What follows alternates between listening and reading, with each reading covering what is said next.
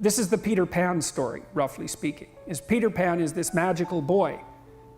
Pan is the god of everything, roughly speaking, right? And so it's not an accident that he has the name Pan. And he's the boy that won't grow up. And he's magical. Well, that's because children are magical. They can be anything. They're nothing but potential. And Peter Pan doesn't want to give that up. Why? Well, he's got some adults around him, but the main adult is Captain Hook. Well, who the hell wants to grow up to be Captain Hook? First of all, you've got a hook. Second, you're a tyrant. And third, you're chased by the dragon of chaos with a clock in its stomach, right? The crocodile. It's already got a piece of you. Well, that's what happens when you get older. Time has already got a piece of you. And eventually, it's got a taste for you. And eventually, it's going to eat you. And so Hook is so traumatized by that he can't help but be a tyrant. And then Peter Pan looks at traumatized Hook and says, well, no, I'm not sacrificing my childhood for that. So that's fine, except he ends up king of the Lost Boys. In Neverland, well, Neverland doesn't exist, and who the hell wants to be king of the Lost Boys? And he also sacrifices the possibility that he'll have a real relationship with a woman, because that's Wendy, right? And she's kind of conservative, middle-class, London-dwelling girl. She wants to grow up and have kids and have a life. She accepts her mortality, she accepts her maturity. Peter Pan has to content himself with Tinkerbell. She doesn't even exist. She's like the fairy of porn. She doesn't exist. She's the substitute for the real thing. And so, but the dichotomy that you're talking about is very tricky, because there's a sacrificial element in maturation, right? You have to sacrifice the pluripotentiality of childhood for the actuality of a frame. And the question is, well, why would you do that? Well, one reason is it happens to you whether you do it or not.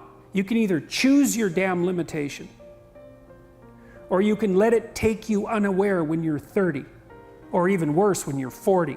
And then that is not a happy day.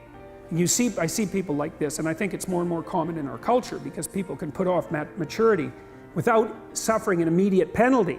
But all that happens is the penalty accrues, and then when it finally hits, it just wallops you. Because when you're 25, you can be an idiot. It's no problem. Even when you're out in a job search, it's like, well, you don't have any experience and you're kind of clueless. It's, yeah, you're young, it's no problem. That's what young people are like, but they're full of potential. Okay, well, now you're the same person at 30. It's like people aren't so thrilled about you at that point. It's like, what the hell have you been doing for the last 10 years? Well, I'm just as clueless as I was when I was 22. It's, yeah, but you're not 22. You're an old infant, right? And that's an ugly thing, an old infant. So part of the reason you choose your damn sacrifice, because the sacrifice is inevitable, but at least you get to choose it. And then there's something that's even more complex than that in some sense, is that the problem with being a child is that all you are is potential, and it's really low resolution. You could be anything, but you're not anything. So then you go and you adopt an apprenticeship, roughly speaking, and then at least you become something. And when you're something, that makes the world open up to you again.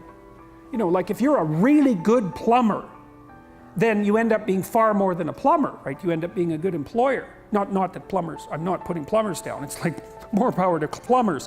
They've saved more lives than doctors. So, hygiene, right? So, if you're a really good plumber, well, then you have some employees, you run a business, you train some other people, you enlarge their lives, you're kind of a pillar of the community, you have your family.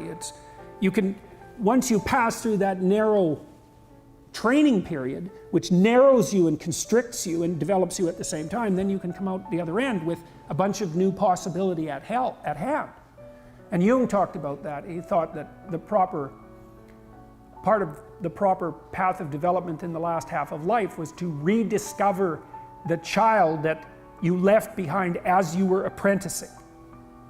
And so then you get to be something and regain that potential at the same time.